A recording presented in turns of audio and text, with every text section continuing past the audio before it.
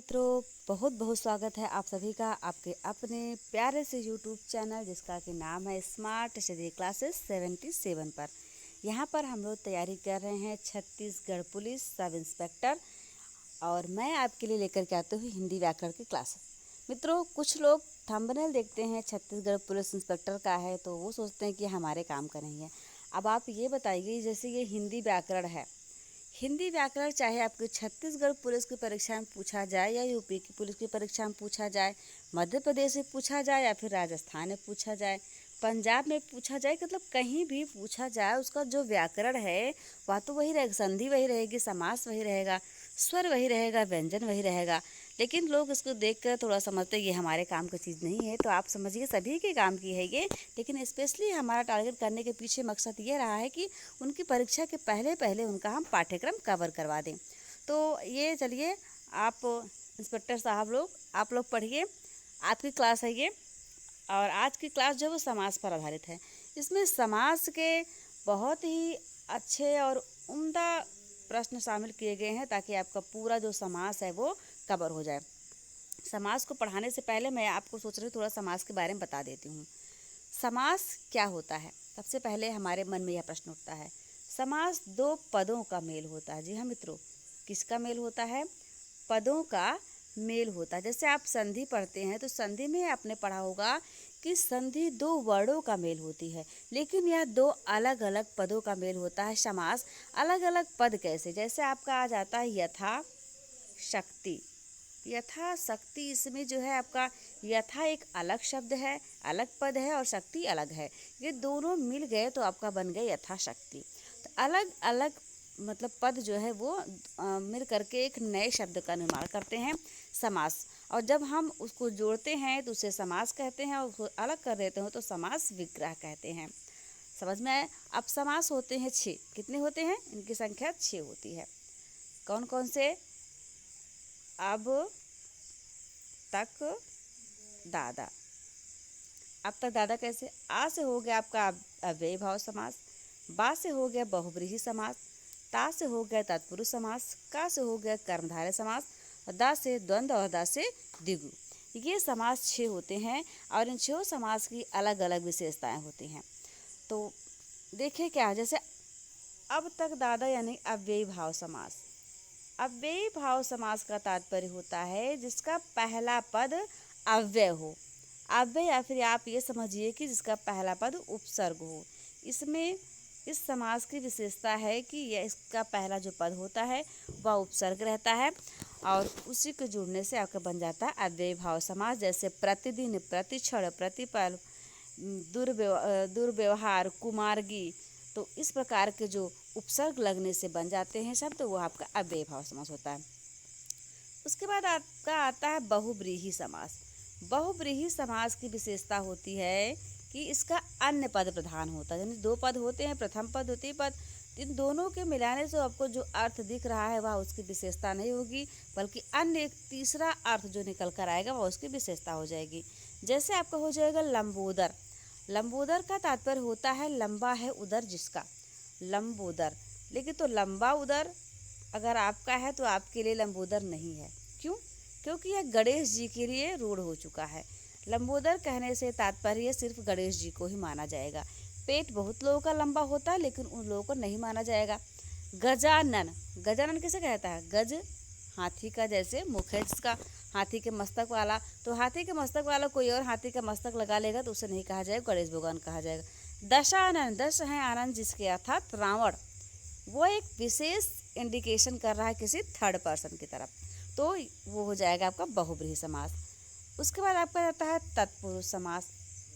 तत्पुरुष समास जो होता है इसमें कारक जो होते हैं हिंदी में, उन्हीं कारकों के आधार पर इसका वर्णन किया जाता है। जैसे आपका हो गया शोकाकुल, शोकाकुल यानी शोक में आकुल। किसमें आकुल है? शोक। तो बीच में इसमें जो कारक चिन्ह है आपके 7 8, उन्हीं सभी कारक चिन्हों का प्रयोग किया रहता है और आपके लिए पहचानना इसको बहुत आसान होता है। उसके बाद आपका आएगा कर्मधारय। कर्मधारय की विशेषता देखिए, इसमें विशेषण और विशेष्य का संबंध होता है। विशेषण और विशेष्य का। एक पद विशेष्य रहेगा, दूसरा उसका विशेषण होगा। जैसे दे दिया गया क्या, नीलांबर, तो नीला ये पद दे दिया गया, और अंबर, अंबर अंबर कैसा है, नीला है। यह अंबर की विशेषता नीला बता रहा है, नीला जो है वो अंबर की विशेषता है। तो यहाँ पर विशेषण और विशेष्य का संबंध होने के कारण आपका यह हो जाता है कर्मधारय समास। फिर आ जाता है आपका द्वंद्व समास। द्वंद्व समास का तात्पर्य जहाँ पर बीच में योजक चिन्ह हो, जैसे माता पिता, माता पिता बीच में आप इस प्रकार का निशान लगाते हैं ना, जिसे हाइफन कहते हैं, माता पिता, तो माता और पिता समझ लीजिए, और का जो अर्थ रहता है वो छिपा रहता है हाइफन के रूप में, तो माता और पिता। पाप पुण्य, भाई बहन, धर्म अधर्म, कर्म कांड, इस प्रकार से ये आपका द्वंद्व समास होता है। और द्विगु समास पहचानना सबसे आसान होता है, क्यों, क्योंकि द्विगु होता है आपका संख्यावाची, द्विगु संख्यावाची होता है। जैसे चौराहा, चार रास्तों का समूह, है ना, सतसई,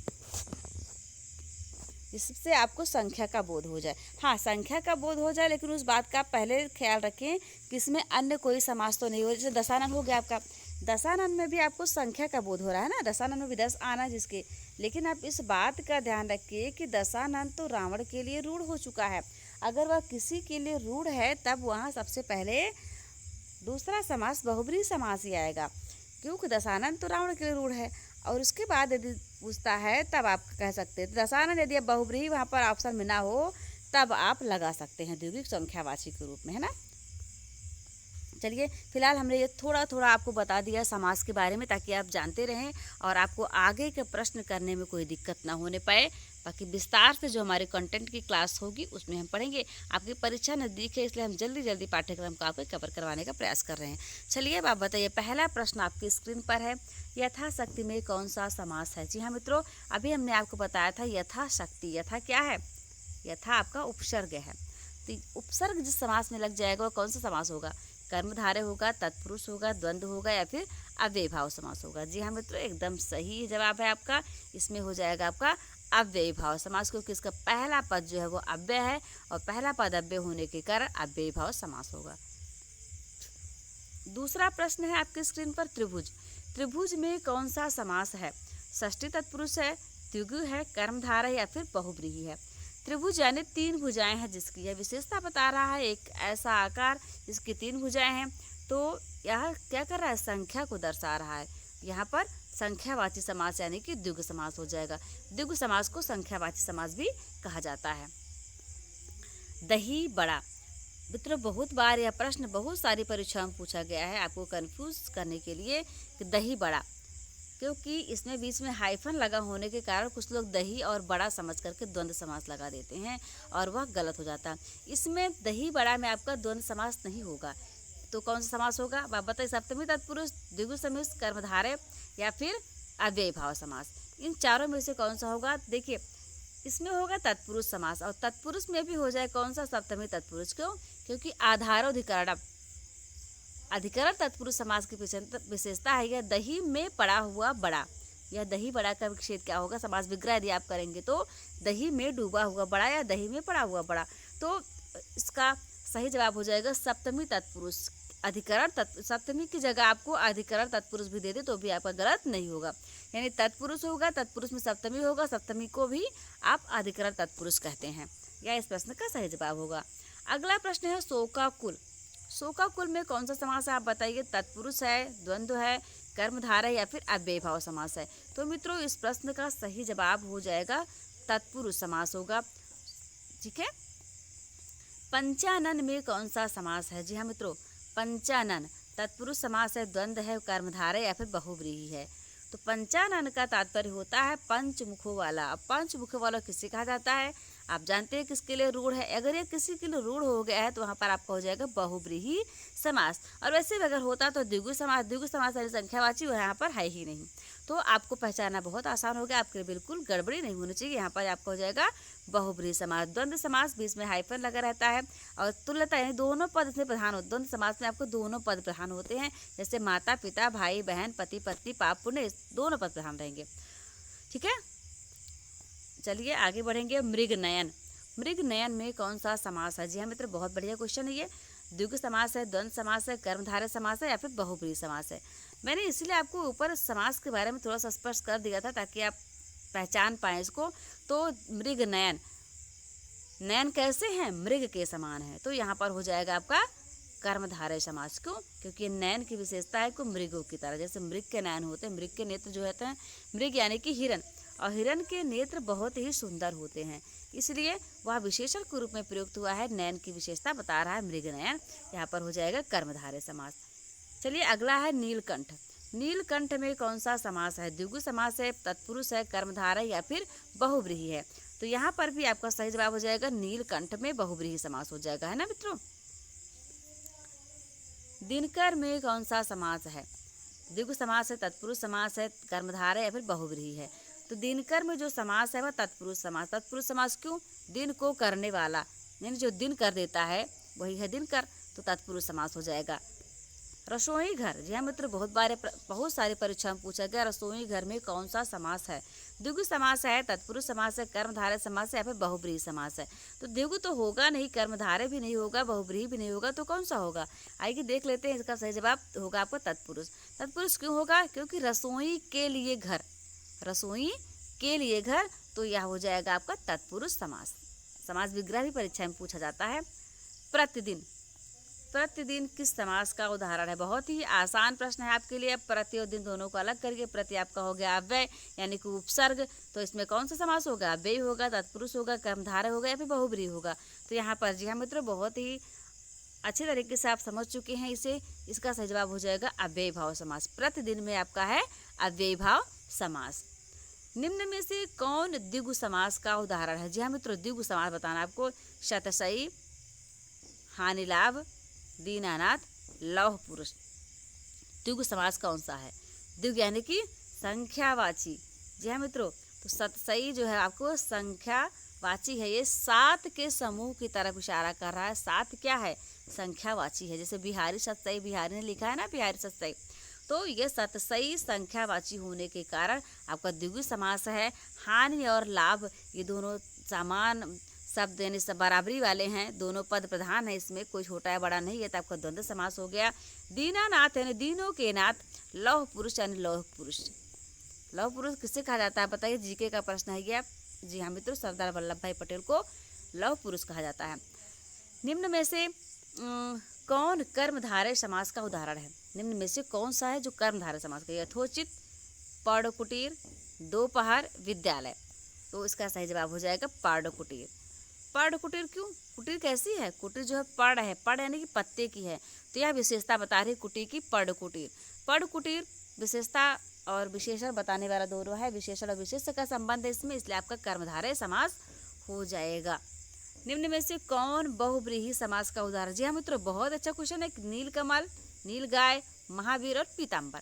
आपको बताना है बहुब्रीहि कौन सा है। तो बहुब्रीहि समास आपका जो होगा वो पीताम्बर। क्यों? पीताम्बर का अर्थ होता है पीला है अंबर जिसका। पीला अंबर किसका है? अंबर का तात्पर्य होता है वस्त्र।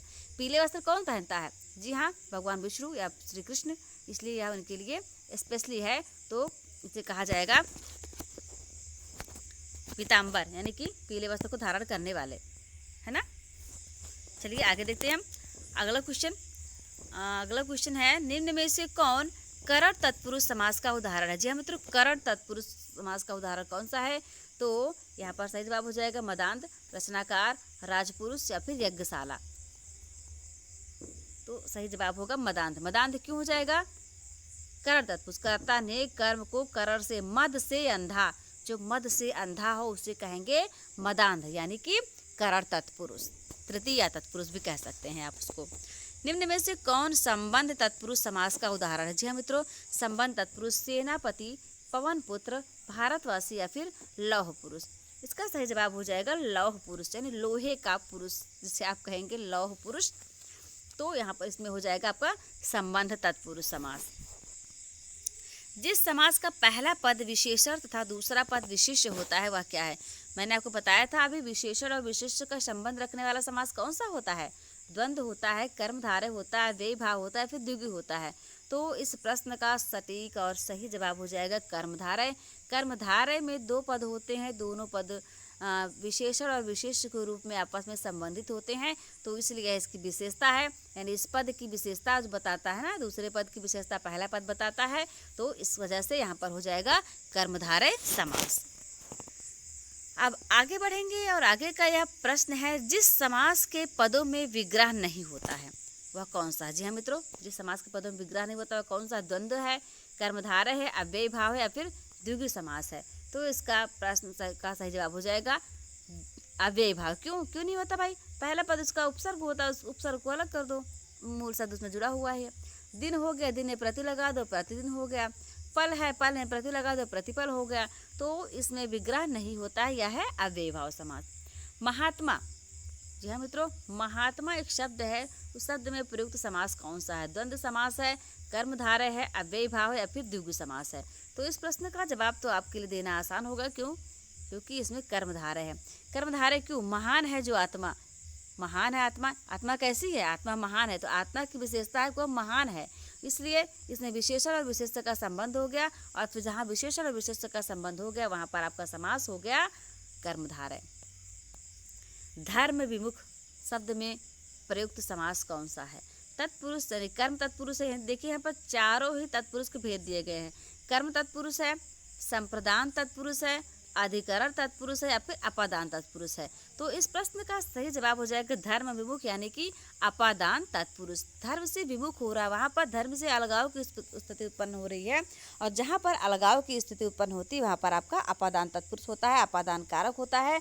तो धर्म से विमुख यानी धर्म से अलग हो रहा है, तो इस स्थिति में आपका हो जाएगा अपादान तत्पुरुष। चंद्रमुख, चंद्रमुख शब्द में प्रयुक्त समास कौन सा है? जी हाँ मित्रों, अव्ययी भाव है, कर्मधारय है, द्विगु है या फिर द्वंद्व है? सोचकर जवाब दीजिए, गलत नहीं होना चाहिए। तो चंद्रमुख में आपका समास है कर्मधारय। क्यों? क्योंकि फिर से एक बार विशेषण और विशेष के संबंध हो गया। इसमें मुख कैसा है? चंद्र के समान है, चंद्र के समान मुख यानी मुख की विशेषता बता रहा है चंद्र, तो यहाँ पर हो जाएगा विशेषण और विशेष का संबंध होने के कारण कर्मधारय समास। क्वेश्चन नंबर 21 देखिए, निम्नलिखित में कौन सा कर्मधारय समास नहीं है? आपको बताना है चरण, कमल, महावीर, नरसिंह या फिर कर्मवीर। तो इस प्रश्न का सही जवाब हो जाएगा कर्मवीर। कर्मवीर क्यों? क्योंकि कर्म में वीर, इसमें हो जाएगा आपका तत्पुरुष समास। निम्नलिखित में कौन सा द्वंद्व समास है? जी हाँ मित्रों, बहुत आसान है इसको पहचानना। पुण्य पाप, लंबोदर, नीलकमल, यथाशक्ति। आप पहचान सकते हैं इसको, क्योंकि यहाँ पर योजक चिन्ह लगा हुआ है, यानी हाइफन लगा हुआ है, और पुण्य और पाप दोनों समान पद हैं। तो यहाँ पर इस प्रश्न का सही जवाब हो जाएगा पुण्य और पाप, यानी कि ऑप्शन नंबर ए। अगला है 23, निम्नलिखित में से कौन कर्म तत्पुरुष का उदाहरण है? जलाभिषेक, कर्मवीर, शत्रुघ्न, जातिभ्रष्ट। तो इस प्रश्न का सही जवाब होगा Shatrughan, option number C. Kamal Nayan में कौन सा समास है? कमल नयन में तत्पुरुष समास है, द्विगु समास है, द्वंद्व समास है या फिर कर्मधारय समास है? जी हाँ मित्रों, कमल नयन। तो आप गलती नहीं करेंगे, इतने सारे क्वेश्चन आ गए हैं इस समास के कि आपका एकदम स्ट्रांग होता जा रहा। समझ लीजिए कर्मधारय है। क्यों? क्योंकि नयन की विशेषता है कमल, कमल की तरह नयन है, इसलिए इसमें विशेषण और विशेष्य का संबंध हो रहा है, और जहाँ पर ऐसा संबंध हो वहाँ पर कर्मधारय होगा। चलिए आगे बढ़ते हैं। आगे यानी 25 नंबर क्वेश्चन आपकी स्क्रीन पर आपको दिख रहा होगा। घन श्याम में कौन सा समास है? तत्पुरुष समास, अव्ययी भाव समास, द्वंद्व समास या फिर कर्मधारय समास? तो इस प्रश्न का सही जवाब हो जाएगा कर्मधारय समास। क्यों? फिर से विशेषण और विशेष से आ गया। इसमें कर्मधारय समास को विशेष टारगेट किया गया, क्योंकि आप कंफ्यूज होते हैं बहुब्रीहि और कर्मधारय में। आपसे कंफ्यूज नहीं होगी, ये क्लास देखेंगे तो आपको एकदम क्लियर हो जाएगा। देशभक्ति में कौन सा समास है? कर्म तत्पुरुष है, कर तत्पुरुष है, संप्रदान तत्पुरुष है या फिर अधिकरण तत्पुरुष है? तो इस प्रश्न का जो सही जवाब हो जाएगा संप्रदान तत्पुरुष। देश के लिए भक्ति है इसमें। कृत कार्य में कौन सा समास है? कृत कार्य यानी किया गया कार्य। अव्ययी भाव समास है, तत्पुरुष समास है, कर्मधारय या फिर बहुब्रीहि है? तो इस प्रश्न का सही जवाब है कृतकार्य, यानी कि बहुब्रीहि समास। किया गया कार्य स्पेशली टारगेट कर रहा है, ये बता रहा है किसी जो कार्य साधारण कार्य नहीं, वह कार्य किया गया है। अजात शत्रु में कौन सा समास है? जी हाँ मित्रों, अव्ययी भाव है, तत्पुरुष है, कर्मधारय या फिर बहुब्रीहि है? तो अजात शत्रु में आपका बहुब्रीहि समास है। अजात शत्रु का समास विग्रह आप देखेंगे तो वह जिसका कोई शत्रु न जन्मा हो, है ना। तो ऐसा यानी कि कोई स्पेशल अन्य पद प्रधान हो रहा है उसमें, यहाँ पर बहुब्रीहि समास हो जाएगा। पंजाब में कौन सा समास? जी हाँ मित्रों बताइए। पंजाब भारतवर्ष का एक राज्य भी है। पंजाब की राजधानी क्या है? चंडीगढ़, है ना।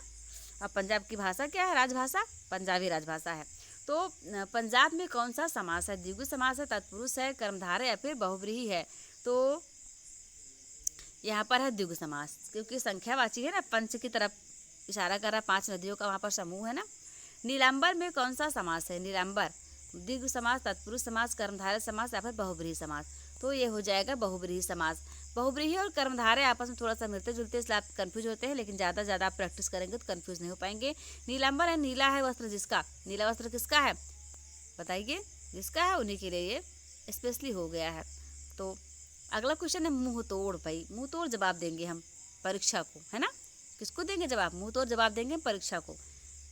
में कौन सा समास है मुंह तोड़? मुंह तोड़ में कौन सा समास है? द्विगु समास, तत्पुरुष समास है, कर्मधारय या फिर बहुब्रीहि समास है? तो भाई इस प्रश्न का सही जवाब आप बताइए। फिलहाल तो हम आपको बता दे रहे हैं मुंह को तोड़ यानी तत्पुरुष समास है। इस प्रश्न का सही जवाब हो जाएगा ये वाला। और आप मुंह तोड़ जवाब देंगे परीक्षा को। एक भी क्वेश्चन यदि आप गलत करके आए तो समझ लीजिए ठीक नहीं होगा फिर, ठीक है। सारे के सारे प्रश्न आप सही करके आएंगे। और स्पेशली हमारे चैनल पर जितनी क्लासेस चलाई गई हैं उन सभी से आने वाले एक भी प्रश्न आपको गलत नहीं होने चाहिए, क्योंकि बार बार हम आपसे कहते आते हैं कि आप उसका अभ्यास करते रहिए, लगातार रिवीजन करते रहिए, ताकि आपको सब कुछ याद हो जाए, है ना।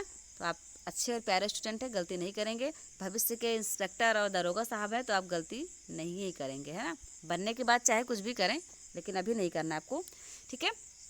चलिए, कैसी लगी आपको क्लास आज की? आप ज़रूर बताइएगा कमेंट बॉक्स में कमेंट करके। और बड़ी बेसब्री से इंतज़ार रहता है हमें अगली क्लास का, कि आपके लिए बहुत जल्दी से क्लास लेकर के आऊँ। स्वस्थ रहिए आप लोग, मस्त रहिए, हंसते रहिए, मुस्कुराते रहिए, अपना और अपनों का ख्याल रखिए। नमस्कार, जय हिंद, जय भारत।